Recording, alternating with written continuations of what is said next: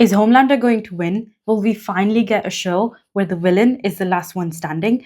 Welcome to the Borderline Reviews. My name is Nidhi and I have a movie problem. But today we're going to talk about The Boys, a show that's lasted 5 seasons, given us multiple iconic moments, and probably the most terrifying villains in film and television history.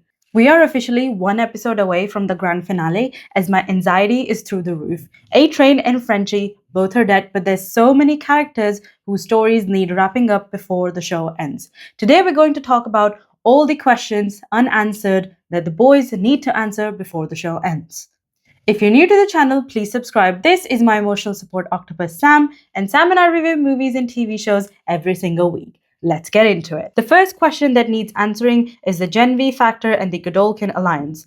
Let's look at the actual pieces on the board. For a long time in this season, the connection between the boys and Gen V felt completely absent. We only got a few brief mentions of Marie and a tiny photo of Kate. But everything changed in episode 7. Marie and Jordan are officially on the screen with Starlight, and Emma finally gets a mention. But look at the narrative gaps. There is still absolutely no sign of Sam or Annabeth, and Kate is dealing with the fallout of her massive redemption arc at Godolkin. From a structural standpoint, dropping the Gen V crew into the final hour means they are acting as the ultimate tactical backup. Marie is literally a bioweapon. By the end of Gen V Season 2, Godolkin himself thought Marie was powerful enough to straight up puppet or destroy Homelander. Why? Because she controls blood. But in the last episode, we had Starlight say, "What good is the power if she can't control it?" Well, we spent about 2 seasons of Gen V hyping up Marie as the ultimate weapon against Homelander, but then we get this. How absurd! At this point, we are spending more time on Dognot and Miss Feline than on actual characters we care about. We also want to know what happened to Polarity. He was left as a scapegoat at Godolkin at the end of Gen V Season 2. If he was sent to a camp, or did he manage to break out?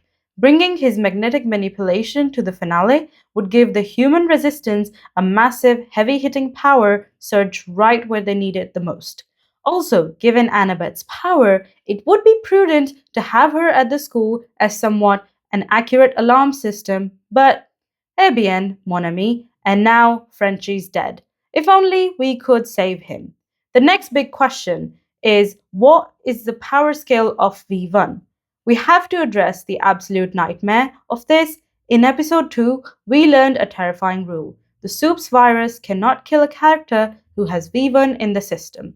It killed Rock hard, but it couldn't kill Soldier Boy. It can only incapacitate Soups who have V1 for a very brief window. Remember in episode 2 when the virus made Soldier Boy collapse and a cleanup crew had to bag him up in the basement? The virus is just a pause button, not a permanent solution. But look at what Homelander did at the end of episode 6. Bombsight had the V1, passed it to Soldier Boy, and Soldier Boy, well, he handed it to Homelander. We thought it was the start of an alliance, but apparently not, as Homelander betrays his own father and puts Soldier Boy right back on ice in cryo in episode 7. This is pure Homelander ego. He craves respect and love, but his fear of being overshadowed completely overrode his need for a family. If Soldier Boy gets broken out of that cryo tank in the final episode, I'm sure he isn't coming back as an ally. He's coming back on a path of pure radioactive gamma blast vengeance against his own son. Or maybe the show will just leave him to be revived in The Boys Mexico. This entire season has felt like a buffer setting up all the other shows like What Rising and Boys Mexico. The next big question is what happens to What International? The corporate machine is completely hollowed out. Stan Edgar is locked somewhere while Zoe and Samir are fleeing for their lives. The entire show has been a real life mirror about massive corporations, about how when one falls, another one stands up, and capitalism never ends. So, will we finally see what happens to the capitalistic machine that is What International, as also in the posters, Butcher is in front of a collapsed What building. On the other hand, Ashley is sitting happily at the top of the world, now being the president, thinking she is completely safe. But this brings us to Queen Maeve.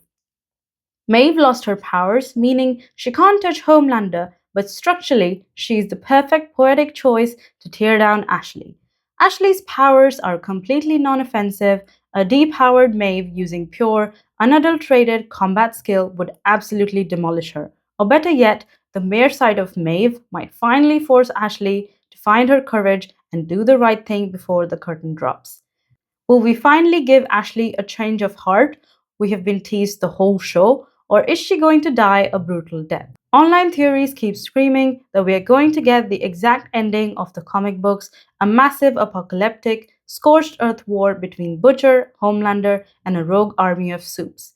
But the show has completely broken away from the comics. Black Noir wasn't a secret Homelander clone in this continuity. The Deep literally murdered Black Noir in episode 6. The corporate infrastructure of what is gone. The finale isn't going to be a clean comic book battle, it's going to be a messy political psychological collapse. Or is it just going to be an unsatisfied 5-minute fight between Butcher and Homelander where Kimiko rids him of his powers and Butcher kills him? This also leaves us with the ultimate question mark, Ryan. He is the only character with the raw genetic power to seriously injure a soup with V1. He made Homelander bleed in the past encounter. He also managed to seriously injure Stormfront, but in this season, they seriously nerfed his powers. He was the first natural born soup and has been put against Homelander since the first season. But the lack of screen time this season has been quite alarming and frankly dissatisfying. After the brutal face to face, Ryan was left severely injured and is now what? Completely vanished? Where is he? Is he going to crawl back into the remnants of the boys, or will we just never see him again? I have to say, this season has been a massive disappointment where the only highlights of this season were A-Train's death, Frenchie's death, and when Homelander got the V1. Instead, we spent way too much time on the Jesus subplot and what Dognot and Sheline were doing. We did not want to know that. Also, we don't care about Clara. I know they're trying to set up What Rising, but we really don't care about Stormfront or how much Soldier Boy loved Clara. We don't want to know about that. She was a literal Nazi. Let me know your theories in the comments. Stay tuned and subscribe because tomorrow we drop part 2 where we're going to talk about what is going to happen with the Deep and how this show should actually end. So, see you tomorrow.